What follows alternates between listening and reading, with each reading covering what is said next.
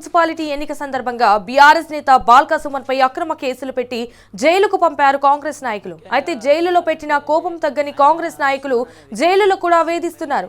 ఆదిలాబాద్ జిల్లా జైలులో రిమాండ్లో ఉన్న బాల్కా సుమన్ తో పాటు ఇటు బీఆర్ఎస్ నేతలను జైలు అధికారులతో ఉద్దేశపూర్వకంగా వేధింపులకు గురి చేస్తున్నారు.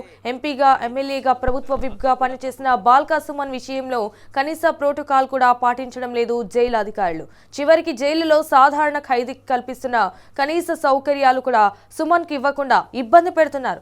కనీసం సౌకర్యాలు లేని చీకటి గదిలో ఉంచడమే కాకుండా నాణ్యత లేని భోజనం పెడుతూ మానసిక క్షోభకు గురి చేస్తున్నారు. సుమన్ తీవ్ర జ్వరంతో బాధపడుతున్న వైద్య సదుపాయం కల్పించాలన్న అధికారులు స్పందించడం లేదు. అయితే నడునొప్పితో కూర్చోవడానికి ఇబ్బందిగా ఉందని, ఇటు కూర్చునేందుకు కుర్చీ కావాలని అడిగినా కూడా అధికారులు పట్టించుకోవడం లేదు.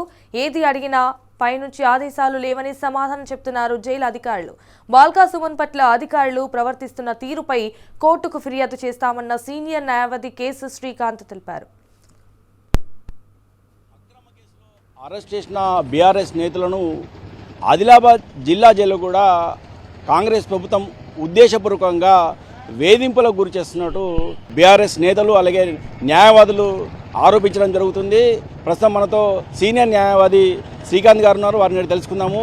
జైల్లో ఒక ఎంపీగా ఒక ఎమ్మెల్యేగా ప్రభుత్వ విప్గా పనిచేసిన బాల్కా సుమన్కు కనీస వసతులు కల్పించకుండా సాధారణ ఖైదీగా ఉంచడంతో పాటు కనీస వసతులు కూడా కల్పించడం లేదని, అలాగే అక్కడ కనీసము పడుకోవడానికి కూడా సరైన వసతులు లేవని ఇక్కడ స్పష్టంగా పేర్కొనడం జరుగుతుంది. మనతో న్యాయవాది గారు ఉన్నారు, మనతో మాట్లాడి తెలుసుకుందాము. చెప్పండి, జైల్లో ఎలాంటి సౌకర్యాలు కల్పించాల్సి ఉంది, జైల్లో ఉన్న పరిస్థితులు ఏ విధంగా ఉన్నాయి? ముఖ్యంగా చెప్పాలంటే ఆయన సుమన్ అనే వ్యక్తి ఎక్స్ ఎమ్మెల్యే, ఎక్స్ ఎంపీ, ప్రభుత్వ చీఫ్గా పనిచేసిండు. ఆయనకు ఒక ప్రోటోకాల్ ఉండాలి. ఆయన కనీసం సాధారణ వ్యక్తికి కల్పించే ఏవైతే వసతులు ఉంటాయో అవి కూడా ప్రభుత్వం కల్పించట్లేదు అని మాకు తెలుస్తూ ఉంది. ఈ ప్రభుత్వం కక్షగట్టి ఈ జైల్లో వారందరికీ కూడా ఫోన్ చేసి పైనుంచి ఒత్తిడి చేసి ఆయనని ఒంటరిగా ఉంచండి, ఆయన నిద్రపోనీయకండి, ఆయనని దోమలలో పడుకోబెట్టండి, ఆయనకు సరైన టైంకు భోజనం ఇవ్వకండి, సరైన టైంకు ఛాయ్ పోయకండి, సరైన టైంకి ఏది కావాలో అది ఇవ్వకండి అని చెప్పినట్టుంది. సో అదేవిధంగా అధికారులు కూడా ఇక్కడ అలాగనే ప్రవర్తిస్తూ ఉన్నారు. మేము దీన్ని తీవ్రంగా ఖండిస్తూ ఉన్నాం. ఇలాంటి కక్ష సాధింపు చర్యలు చేపట్టడం ఇది అమానుషము, అన్యాయము. ఆయన ఏమన్నా మావోయిస్ట్ ఖైదీ కాదు, ఏమన్నా పెద్ద పెద్ద అఫెన్స్ చేసి రాలేదు ఇక్కడికి. ఆయన ఒక ప్రోటోకాల్ ఉన్న వ్యక్తిగా ఉన్నాడు. ఆయన కనీసం మీ ప్రభుత్వం ఇట్లా కక్ష సాధింపు చర్యలు చేపడితే దీన్ని మేము తీవ్రంగా ఖండిస్తాం. దీని మీద కూడా మేము రేపో ఎల్లుండో మేము కోర్టు వారికి కూడా విన్నవించడం జరుగుతూ ఉంది. మీ కక్ష సాధింపు చర్యలు ఏవైతే ఉన్నాయో వీటిని ప్రభుత్వం ఆపకపోతే దీని మీద కూడా మేము చర్యలు తీసుకోవాల్సిన అవసరం ఉంటుంది.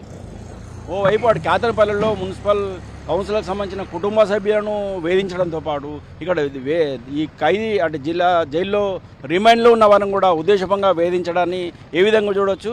దీనిపై కోర్టు నిబంధనల ప్రకారము ఎలాంటి ఫెసిలిటీ కల్పించాల్సి ఉంది? జైళ్ళ శాఖకు క్లియర్గా వాళ్ళకు ఇన్స్ట్రక్షన్స్ ఉంటాయండి. ఎప్పుడైతే సాధారణ ఖైదీని ఎక్కడ పెట్టాలి, ఎవరైనా విఐపి ఖైదీ వచ్చినప్పుడు వాళ్ళ హెల్త్ కండిషన్స్ అవన్నీ ఉంటాయి. కానీ ఈ జైల్లో మాత్రం వేరే రకంగా నడుస్తూ ఉంది. రేవంత్ రెడ్డి చెప్పినట్టుగా ఈ జైళ్ళ శాఖ వారు నడుస్తూ ఉన్నారు.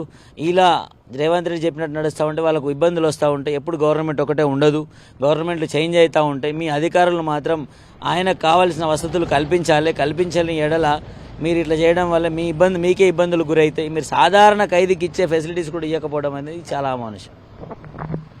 మొత్తానికి ఇటు జైల్లో రిమాండ్లో ఉన్న వారిని కూడా ఉద్దేశపూర్వకంగా వేధిస్తున్నట్టు తమకు స్పష్టంగా అర్థమవుతుందని, సీఎం స్థాయిలో సైతం ఆదేశాలు ఉన్నట్టు తమకు సమాచారం ఉందని, ఖచ్చితంగా ఇలాంటి కేసులలో ఒక సాధారణ ఖైదీకి ఇవ్వాల్సిన కనీస వసతులు కూడా ఇవ్వకుండా విఐపిగా ఒక మాజీ ఎంపీగా, మాజీ ఎమ్మెల్యేగా, ప్రభుత్వగా పనిచేసిన ఒక రాజకీయ నాయకుడికి కనీస వసతులు కల్పించడం పట్ల న్యాయవాది ఆందోళన వ్యక్తం చేయడం జరుగుతుంది. అలాగే ఈ విషయంపై కోర్టు దృష్టికి సైతం ఫిర్యాదు చేయనట్టు న్యాయవాది చెప్పడం జరుగుతుంది. Vote studio.